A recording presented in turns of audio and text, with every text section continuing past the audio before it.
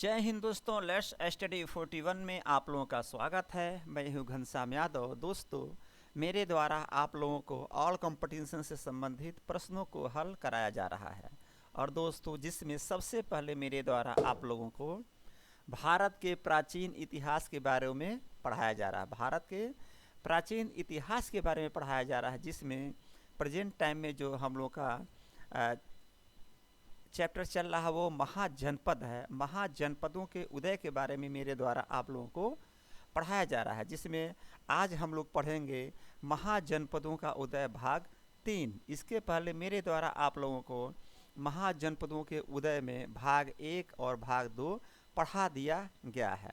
तो दोस्तों आइए सबसे पहले हर दिन की तरह महाजनपदों के उदय में कल हमने जो आप लोगों को पढ़ाया था उस चैप्टर को एक बार रिवीजन करते हैं। फिर आज का चैप्टर महाजनपदों का उदय भाग 3 के बारे में जानकारी लेंगे। तो आइए दोस्तों सबसे पहले कल के चैप्टर को रिवीजन करते हैं।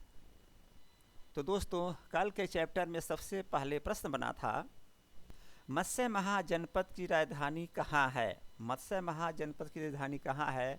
तो मैंने आपको बताया था मत्स्य महाजनपद की राजधानी विराटनगर है और यह जयपुर में पड़ता है। जयपुर दोस्तों जगह का नाम है और राजस्थान स्टेट यानी राजस्थान में जयपुर स्थान है, वहाँ पे पड़ता है मत्स्य महाजनपद की राजधानी। अगला प्रश्न बना, अवंती महाजनपद की राजधानी कहाँ है। तो दोस्तों उत्तर देंगे अवंती महाजनपद की राजधानी उज्जैन या माहिष्मती है और यह उज्जैन मध्य प्रदेश में पड़ता है। कहाँ पड़ता है? मध्य प्रदेश में पड़ता है। अगला प्रश्न बना, चेदी महाजनपद की राजधानी कहाँ है। चेदी महाजनपद की राजधानी कहाँ है। तो दोस्तों इसका उत्तर बना था चेदी महाजनपद की राजधानी शक्तिमती है। चेदी महाजनपद की राजधानी शक्तिमती है और यह मध्य प्रदेश में पड़ता है। फिर हमने आपको आगे बताया था मगध राज का उदय। तो इसमें सबसे पहले प्रश्न बना था, कहाँ से पता चलता है कि मगध पर सबसे पहले बृहद्रथ का शासन था। तो दोस्तों इसका उत्तर बना था महाभारत से हमें पता चलता है कि मगध पर सबसे पहले बृहद्रथ वंश का शासन था। अगला प्रश्न बना था, बृहद्रथ वंश की स्थापना किसने किया था। तो दोस्तों इसका उत्तर बना था बृहद्रथ वंश की स्थापना बृहद्रथ के द्वारा किया गया था। फिर अगला प्रश्न बना, बृहद्रथ वंश के सबसे प्रतापी राजा कौन थे। दोस्तों इसका उत्तर बृहद्रथ वंश के सबसे प्रतापी राजा जरासंध थे। कौन थे? जरासंध थे। फिर अगला प्रश्न बना, इसका कोई ऐतिहासिक प्रमाण मिलता है। तो दोस्तों इसका उत्तर है इसका कोई ऐतिहासिक प्रमाण नहीं मिलता है, यानी कि बृहद्रथ वंश की स्थापना बृहद्रथ के द्वारा किया गया, इसका क्या कोई ऐतिहासिक प्रमाण मिलता है। तो दोस्तों इसका कोई ऐतिहासिक प्रमाण नहीं मिलता है। इसके बाद अगला प्रश्न बनता है, कैसे पता चलता है कि मगध पर 7 राजवंशों ने शासन किया था। कैसे पता चलता है कि मगध पर 7 राजवंशों ने शासन किया था। तो दोस्तों उत्तर देंगे ऐतिहासिक प्रमाणों से पता चलता है। ध्यान दीजिएगा, जब हम इतिहास पढ़ रहे हैं तो हम लोग जिस भी घटना का कोई भी घटना हो अगर उसका ऐतिहासिक प्रमाण है तो हम लोग इतिहास में पढ़ते हैं और विशेषतर उसी को पढ़ाया जाता है। तो यहाँ पर कह रहा है कि ऐतिहासिक प्रमाणों से पता चलता है कि मगध पर 7 राजवंशों ने शासन किया था। पहला हर्यक वंश, दूसरा शिशुनाग वंश, तीसरा नंद वंश, चौथा मौर्य वंश, पांचवा शुंग वंश, छठा कौरव वंश और सातवां सातवाहन वंश। अगला प्रश्न आया, हर्यक वंश में कितने राजा हुए। तो दोस्तों हमने आपको बताया था हर्यक वंश में 4 राजा हुए। सबसे पहले बिंबिसार, दूसरा अजातशत्रु, तीसरा उदयन, चौथा नागदशक। बिंबिसार के पुत्र अजातशत्रु थे। अजातशत्रु के पुत्र उदयन थे। अगला प्रश्न, मगध पर शासन करने वाले पहला राजा कौन थे। दोस्तों उत्तर देंगे मगध पर शासन करने वाले पहला राजा बिंबिसार थे। मगध पर शासन करने वाले पहला राजा बिंबिसार थे। अगला प्रश्न, पितृहंता वंश किसे कहते हैं? तो दोस्तों हर्यक वंश में पुत्रों ने पिता की हत्या करके राजगद्दी पर बैठा, इसलिए हर्यक वंश को पितृहंता वंश कहते हैं। तो प्रश्न आएगा पितृहंता वंश किसे कहते हैं? उत्तर देंगे हर्यक वंश को पितृहंता वंश कहते हैं। अगला प्रश्न आया हर्यक वंश के संस्थापक कौन थे? इसका उत्तर बना था हर्यक वंश के संस्थापक बिंबिसार थे। अगला प्रश्न आया था हर्यक वंश के अंतिम शासक कौन थे? तो दोस्तों इसका उत्तर बना था हर्यक वंश के अंतिम शासक नागदशक थे। अगला प्रश्न बना था बिंबिसार का कत्ल किसने किया? तो दोस्तों इसका उत्तर बना था बिंबिसार का कत्ल बिंबिसार का पुत्र अजातशत्रु, जिसे कुशिक भी कहा जाता है, उसके द्वारा किया गया था। फिर अगला प्रश्न बना अजातशत्रु यानी कुशिक की हत्या किसने की? तो दोस्तों इसका उत्तर बना था अजातशत्रु यानी कुशिक की हत्या अजातशत्रु के पुत्र उदयन के द्वारा कर दिया गया था। फिर अगला प्रश्न बना बिंबिसार ने हर्यक वंश की राजधानी कहाँ बनाई? तो दोस्तों उत्तर देंगे बिंबिसार ने हर्यक वंश की राजधानी राजगृह को बनाई थी। अगला प्रश्न बना बिंबिसार किस धर्म के अनुयायी थे?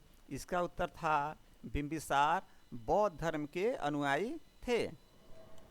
फिर अगला प्रश्न बना था राजवैद्य जीवक का संबंध किस शासक से है? तो दोस्तों राजवैद्य जीवक का संबंध हर्यक वंश के संस्थापक बिंबिसार से है। अगला प्रश्न बना राजवैद्य जीवक को किसके सेवा में भेजा गया था? तो दोस्तों राजवैद्य जीवक को महात्मा बुद्ध के बीमार पड़ने पर उनकी सेवा में भेजा गया, और दोस्तों अवंती राजा प्रद्योत के बीमार पड़ने पर भी उनकी सेवा में भेजा गया था। किसको? राजवैद्य जीवक को। तो इस प्रकार दोस्तों कल हमने जो चैप्टर आप लोगों को पढ़ाया था उसका हम लोगों ने रिवीजन कर दिया। और दोस्तों अब आइए आज के चैप्टर महाजनपद का उदय भाग 3 पे चलते हैं और उसके बारे में पढ़ाई करते हैं। तो दोस्तों आज का चैप्टर है महाजनपदों का उदय भाग 3, जिसमें सबसे पहला प्रश्न बन रहा है हर्यक वंश के संस्थापक कौन थे? और दोस्तों यहाँ पर लिखा हुआ हर्यक वंश या पितृहंता वंश, ध्यान दीजिएगा। तो मैंने आपको पहले ही बता दिया था हर्यक वंश को पितृहंता वंश भी कहते हैं। और क्यों कहते हैं? क्योंकि इसमें पुत्र अपने पिता की हत्या करके राजगद्दी पर बैठ रहा है, इसलिए हर्यक वंश को पितृहंता वंश भी कहते हैं। तो देखिए हेडिंग में यही है हर्यक वंश या पितृहंता वंश। तो आगे चलते हैं, अगले प्रश्न पर बढ़ते हैं। हर्यक वंश के संस्थापक कौन थे? तो पहले मैं आपको बताया था हर्यक वंश के संस्थापक बिंबिसार थे। हर्यक वंश के संस्थापक कौन थे? हर्यक वंश के संस्थापक बिंबिसार थे। फिर अगला प्रश्न इसी में है हर्यक वंश के अंतिम शासक कौन थे? तो दोस्तों हर्यक वंश के अंतिम शासक नागदशक थे। हर्यक वंश के अंतिम शासक कौन? तो दोस्तों हर्यक वंश के अंतिम शासक नागदशक थे। दो प्रश्न बना हर्यक वंश के संस्थापक कौन? तो दोस्तों हर्यक वंश के संस्थापक बिंबिसार। दूसरा प्रश्न बना हर्यक वंश के अंतिम शासक कौन? तो दोस्तों हर्यक वंश के अंतिम शासक नागदशक। अगला प्रश्न बना बिंबिसार के पुत्र का क्या नाम था? तो दोस्तों बिंबिसार के पुत्र का नाम अजातशत्रु या कुशिक था। अजातशत्रु या कुशिक था। बिंबिसार के पुत्र का नाम क्या था? तो दोस्तों आप उत्तर देंगे बिंबिसार के पुत्र का नाम अजातशत्रु या इसे कुशिक भी कहा जाता था। फिर अगला प्रश्न आ रहा है अजातशत्रु के पुत्र का क्या नाम था? तो दोस्तों अजातशत्रु के पुत्र का नाम उदयन था। अजातशत्रु के पुत्र का नाम उदयन था। अजातशत्रु के पुत्र का क्या नाम था? उत्तर देंगे अजातशत्रु के पुत्र का नाम उदयन था। ध्यान दीजिएगा बिंबिसार के पुत्र का क्या नाम था? तो दोस्तों बिंबिसार के पुत्र का नाम अजातशत्रु था। और अजातशत्रु के पुत्र का क्या नाम था? तो दोस्तों अजातशत्रु के पुत्र का नाम उदयन था। अगला प्रश्न आया इनकी राजधानी कहाँ थे? यानी बिंबिसार ने अपनी राजधानी कहाँ बनाया था? तो दोस्तों इनके द्वारा अपनी राजधानी राजगृह को बनाई गई थी। बिंबिसार के द्वारा मगध की राजधानी राजगृह को बनाई गई कि इनके द्वारा राजधानी कहाँ बनाई गई? तो दोस्तों उत्तर देंगे इनके द्वारा राजधानी राजगृह को बनाई गई थी। फिर अगला प्रश्न आया, बिंबिसार किस धर्म के अनुयायी थे?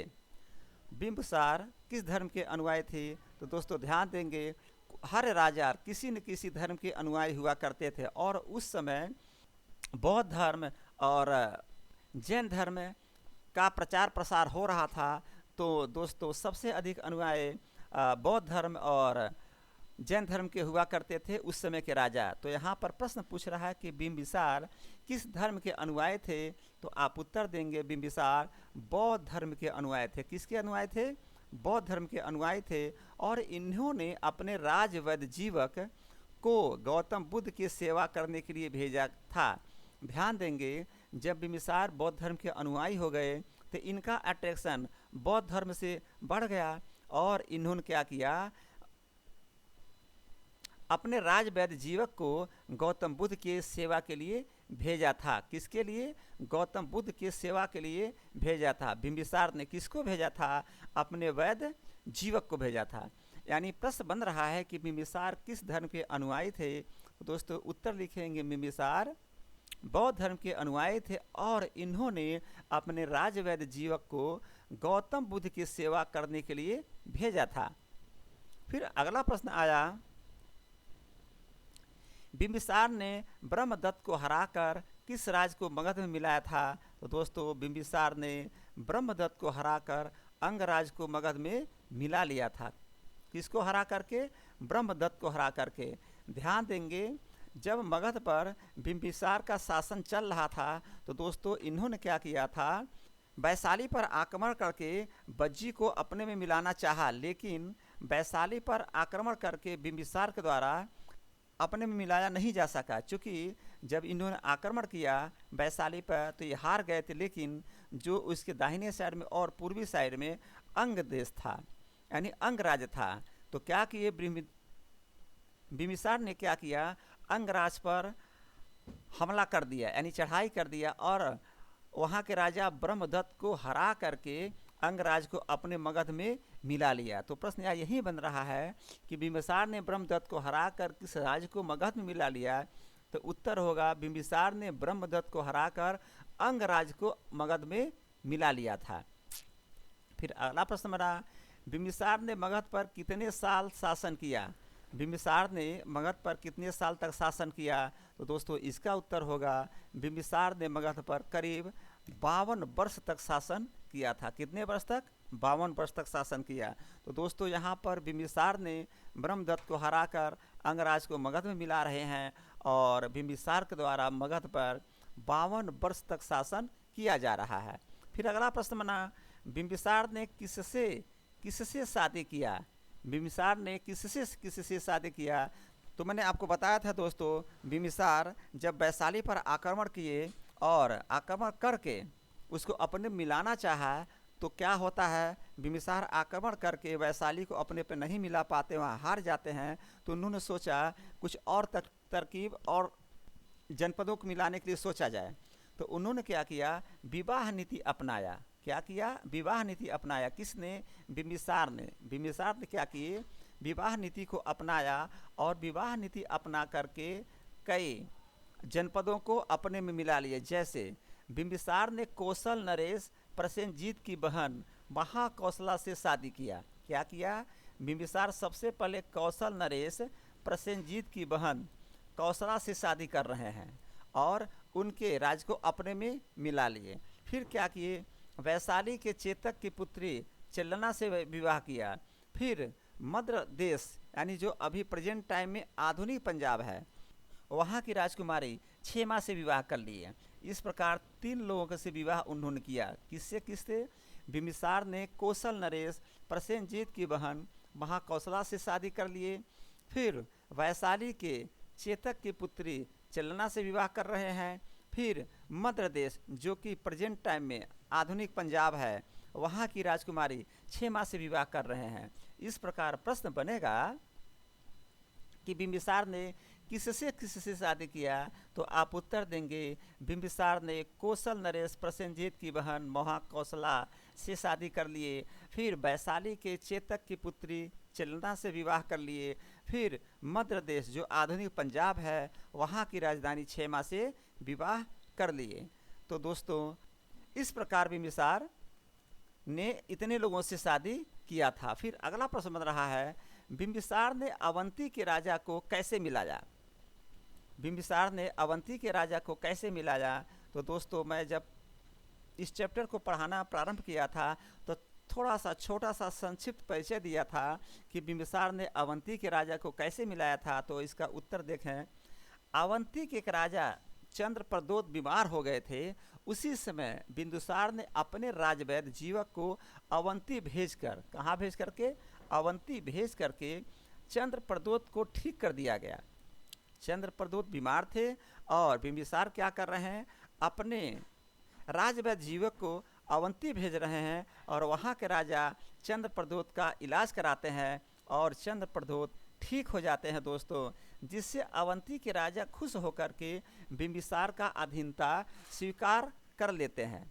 ध्यान दीजिएगा, अवंती के राजा प्रदोत बीमार हो गए और वहाँ पर क्या हुआ, बिंबिसार ने क्या किया, अपने राजवैद्य जीवक को अवंती भेज दिया। किसके पास? चंद्रप्रदोत के पास। और चंद्रप्रदोत के पास राजवैद्य जीवक पहुँचते हैं और उनको ठीक कर देते हैं, यानी उनका दवा करते हैं और उनको ठीक कर देते हैं। इस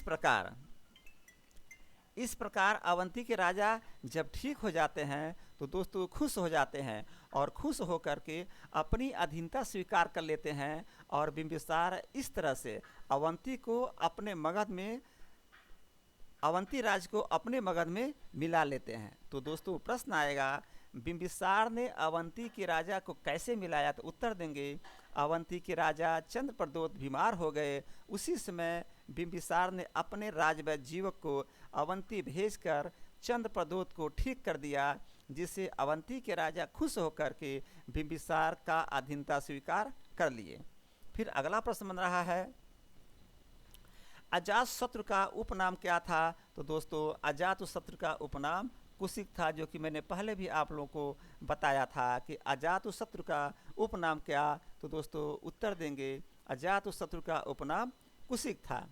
फिर अगला प्रश्न आ रहा है, अजातशत्रु ने अपने पिता बिंबिसार की हत्या कब किया? तो मैंने आपको बताया था कि अजातशत्रु ने अपने पिता बिंबिसार की हत्या करके गद्दी पर बैठा था।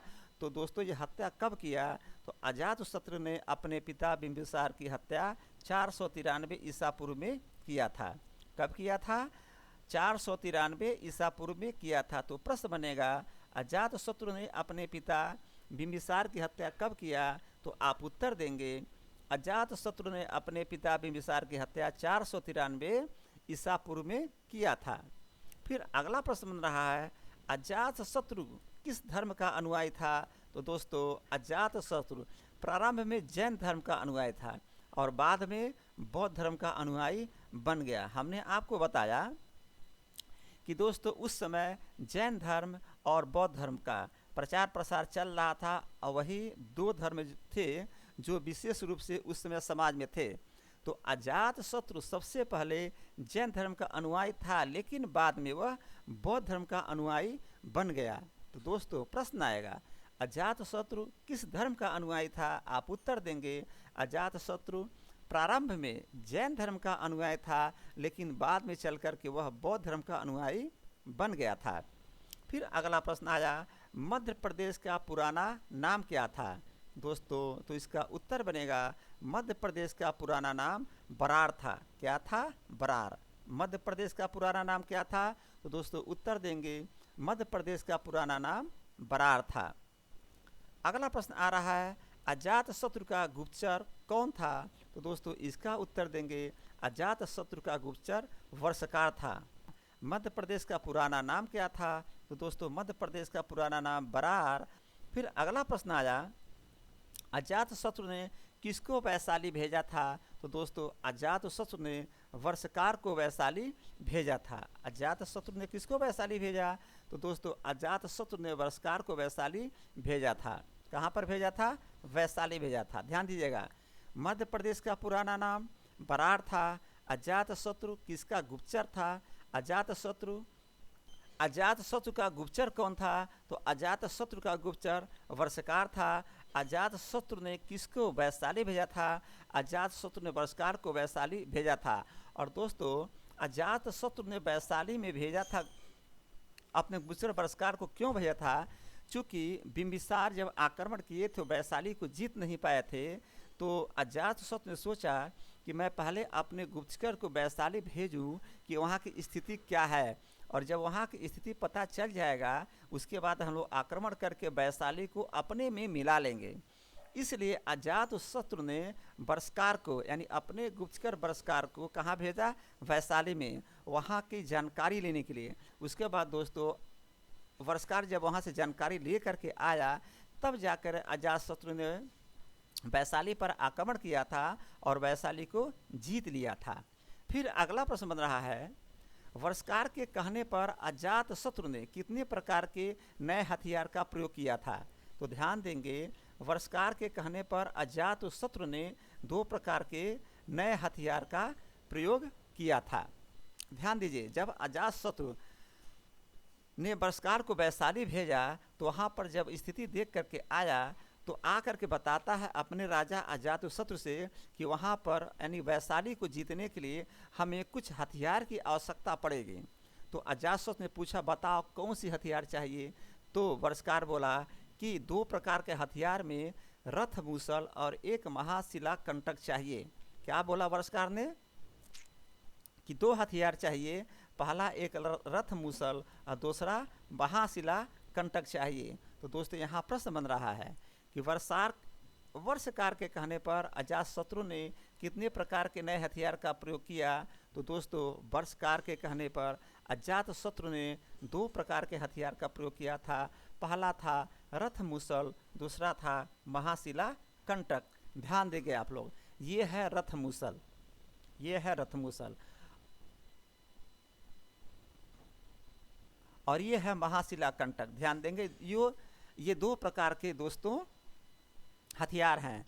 क्या होता था कि महाशिला कंटक है, देखेंगे इसमें इसकी आकृति कैसे बनी हुई, यहाँ पे बहुत बड़ा पत्थर रखा जाता था और इसको देखिए, इसको खींचा जाता था बहुत इधर पीछे की तरफ और छोड़ दिया जाता था। तो दोस्तों बहुत बड़ा पत्थर जब जाके सामने वाले सेना पर पड़ता था तो उससे कई लोग मर जाते थे, कई लोग दब जाते थे। इस तरह से इसका प्रयोग किया जाता था इस हथियार का। और ये देखिए रथ मूसल है, इसमें चक्री लगी हुई है, इसमें क्या है? चक्री लगी हुई है। ये चलता था और सामने जितने भी सैनिक हुआ करते थे सबको काट देता था। देखिए तलवार इसमें लगा हुआ है, ये सब तलवार लगा हुआ है। तो ये रथ मूसल था और ये महाशिला कंटक था। इस प्रकार रथ मूसल और महाशिला कंटक 2 प्रकार के हथियार का प्रयोग किया गया और वैशाली को जीत लिया गया। किसके द्वारा? अजातशत्रु के द्वारा। फिर अगला प्रश्न बना दोस्तों, वैशाली को किसने मगध में मिलाया? वैशाली को अजातशत्रु ने मगध में मिला लिया, यानी जीत करके क्या कर लिया? मगध में मिला लिया। फिर अगला प्रश्न बना, अवंती को किसने हराकर मगध में मिलाया? तो दोस्तों अवंती को शिशुनाग ने हराकर मगध में मिलाया था।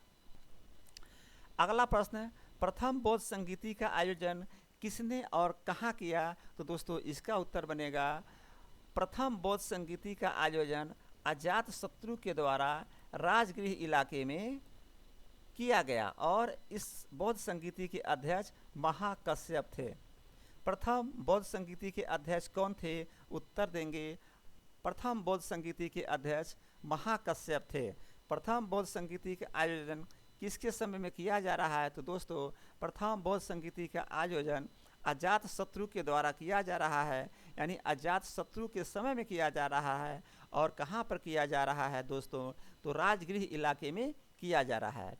और प्रथम बौद्ध संगीति के अध्यक्ष कौन बन रहे हैं? तो दोस्तों प्रथम बौद्ध संगीति के अध्यक्ष महाकश्यप बन रहे हैं। तो प्रश्न बन रहा है प्रथम बौद्ध संगीति का आयोजन किसने किया? तो दोस्तों प्रथम बौद्ध संगीति का आयोजन अजातशत्रु के द्वारा किया गया। और कहाँ किया गया? तो दोस्तों राजगृह में किया गया।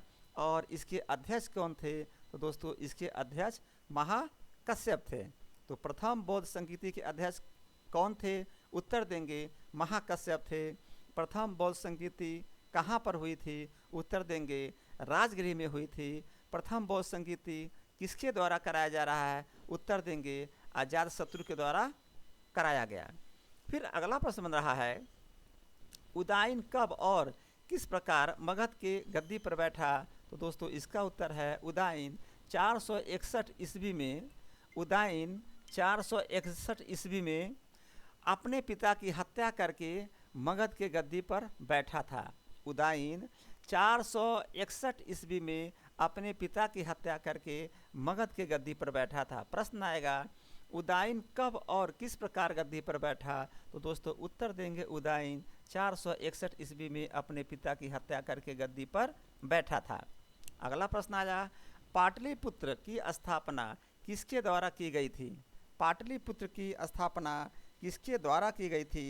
तो दोस्तों आप लोग उत्तर देंगे पाटलिपुत्र की स्थापना हर्यक वंश के तीसरे शासक उदयन के द्वारा की गई और उदयन के द्वारा पाटलिपुत्र को राजधानी बनाया गया। पाटलिपुत्र की स्थापना किसके द्वारा की गई? तो दोस्तों उत्तर देंगे पाटलिपुत्र की स्थापना हर्यक वंश के तीसरे शासक, यानी ये जो उदयन था ये हर्यक वंश का तीसरा शासक था। इस प्रकार पाटलिपुत्र की स्थापना हर्यक वंश के तीसरे शासक उदयन के द्वारा की गई और उदयन के द्वारा पाटलिपुत्र को राजधानी बनाया गया। पाटलिपुत्र की राजधानी किसने बनाया? तो दोस्तों उदयन के द्वारा पाटलिपुत्र की राजधानी बनाई जा रही है। तो प्रश्न आएगा पाटलिपुत्र की स्थापना किसके द्वारा की गई? आप उत्तर देंगे पाटलिपुत्र की स्थापना हर्यक वंश के तीसरे शासक उदयन के द्वारा की गई और उदयन के द्वारा पाटलिपुत्र को राजधानी बनाई गई। अगला प्रश्न आया, उदयन किस धर्म का अनुयायी था? तो दोस्तों इसका उत्तर होगा उदयन जैन धर्म का अनुयायी था। उदयन जैन धर्म का अनुयायी था। प्रश्न, उदयन किस धर्म का अनुयायी? तो दोस्तों उत्तर उदयन जैन धर्म का अनुयायी। फिर मैं कहूँगा जैन धर्म और बौद्ध धर्म दो धर्म उस समय चल रहे थे, तो कोई राजा जैन धर्म का अनुयायी बन रहा है, कोई राजा बौद्ध धर्म का अनुयायी बन रहा है। तो दोस्तों इस प्रकार आज का क्लास महाजनपदों का उदय भाग 3 यहीं पर समाप्त होता है। लेकिन हर दिन की तरह आज भी आइए इसको रिवीजन करते हैं। जैसे मेरे द्वारा सारे चैप्टर को एक बार रिवीजन कराया जाता है, इसी तरह से चलिए आज के चैप्टर को दोस्तों एक बार रिवीजन करते हैं। तो दोस्तों आज का पहला प्रश्न बना था हर्यक वंश के संस्थापक कौन थे? तो इसका उत्तर बना था हर्यक वंश के संस्थापक बिंबिसार थे। अगला प्रश्न बना था हर्यक वंश के अंतिम शासक कौन थे? तो दोस्तों इसका उत्तर बना था हर्यक वंश के अंतिम शासक नागदशक थे। अगला प्रश्न बना था बिंबिसार के पुत्र का क्या नाम था? तो दोस्तों बिंबिसार के पुत्र का नाम अजातशत्रु था और इसे कुशिक भी कहा जाता था। अगला प्रश्न बना था अजातशत्रु के पुत्र का क्या नाम था? अजातशत्रु के पुत्र का क्या नाम था? तो दोस्तों अजातशत्रु के पुत्र का नाम उदयन था। क्या नाम था? उदयन था। अगला प्रश्न बना कि इनकी राजधानी कहाँ थी? तो दोस्तों इसका उत्तर बना था इनकी राजधानी राजगृह थी। अगला प्रश्न बना था बिंबिसार किस धर्म के अनुयायी थे? तो दोस्तों बिंबिसार बौद्ध धर्म के अनुयायी थे और इन्होंने अपने राजवैद्य जीवक को गौतम बुद्ध की सेवा करने के लिए भेजा था। अगला प्रश्न बना बिंबिसार ने ब्रह्मदत्त को हराकर किस राज को मगध में मिलाया? तो दोस्तों बिंबिसार ने ब्रह्मदत्त को हराकर अंगराज्य को, किस राज को? अंगराज्य को मगध में मिला लिया था। अगला प्रश्न बना बिंबिसार ने मगध पर कितने साल शासन किया? दोस्तों इसका उत्तर बना था बिंबिसार ने मगध पर करीब 52 वर्ष तक शासन किया था।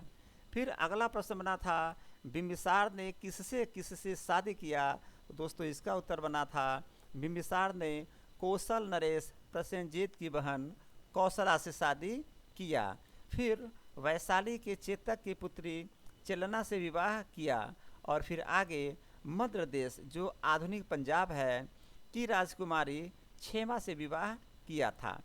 फिर अगला प्रश्न बिंबिसार ने अवंती के राजा को कैसे मिलाया था? तो दोस्तों बिंबिसार ने अवंती के राजा को इस प्रकार मिलाया कि चंद्रप्रदोष जब बीमार हो गए अवंती के राजा जब चंद्रप्रद्योत बीमार हो गए, उसी समय बिंबिसार ने अपने राजवैद्य जीवक को अवंती भेजकर चंद्रप्रद्योत को ठीक कर दिया, जिससे अवंती राजा खुश होकर के बिंबिसार का अधीनता स्वीकार कर लिए थे। अगला प्रश्न, अजात शत्रु का उपनाम क्या था? तो दोस्तों अजात शत्रु का उपनाम कुशिक था। अगला प्रश्न बना था, अजात शत्रु ने अपने पिता बिंबिसार की हत्या कब किया था? तो अजात शत्रु ने अपने पिता बिंबिसार की हत्या 493 ईसा पूर्व में कर दिया था। फिर अगला प्रश्न बना था, अजात शत्रु किस धर्म के अनुयायी थे? तो दोस्तों अजात शत्रु प्रारंभ में जैन धर्म के अनुयायी थे, लेकिन बाद में ये बौद्ध धर्म का अनुयायी बन गया।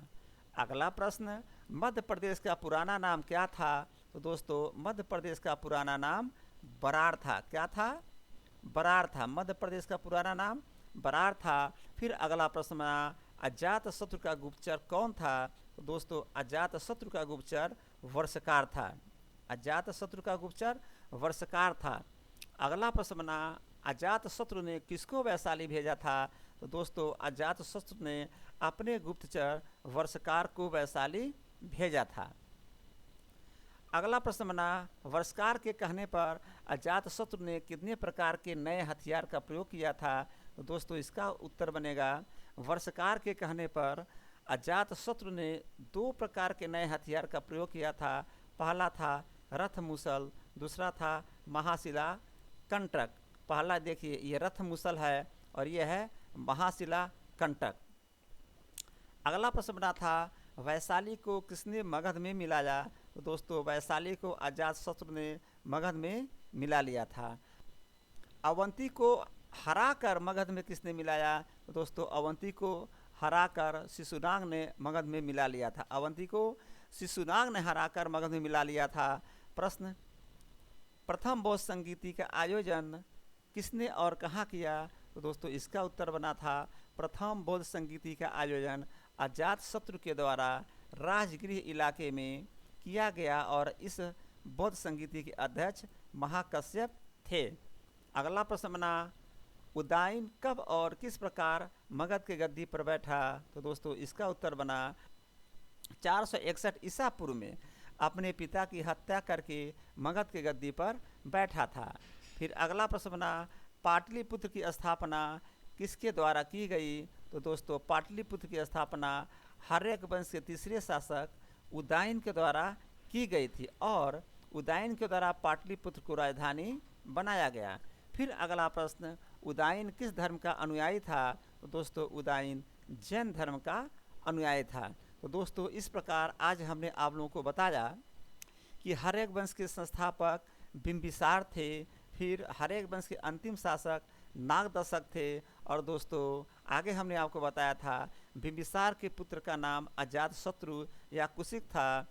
अजात शत्रु के पुत्र का नाम उदाइन था। फिर मैंने आपको बताया था बिंबिसार बौद्ध धर्म के अनुयायी थे और इन्होंने अपने राज्य वैद्य जीवक को गौतम बुद्ध की सेवा के लिए भेजा था। और फिर इसी कड़ी मैंने आपको बताया था बिंबिसार ने ब्रह्मदत्त को हरा करके अंगराज को अपने मिला लिया था, यानी मगध में मिला लिए थे और बिंबिसार ने मगध पर करीब 52 वर्ष तक शासन किया था।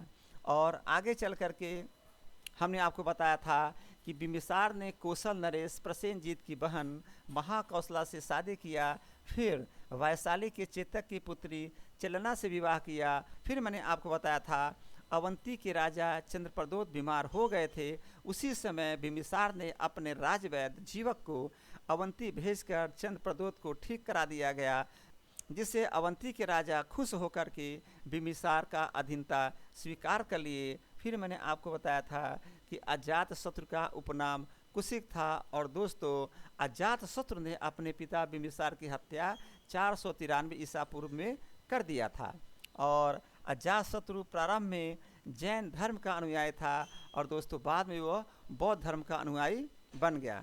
फिर मैंने आपको आगे बताया था मध्य प्रदेश का पुराना नाम बराड़ था और दोस्त अजात शत्रु का गुप्तचर वर्षकार था और अजात शत्रु ने वर्षकार को वैशाली भेजा था।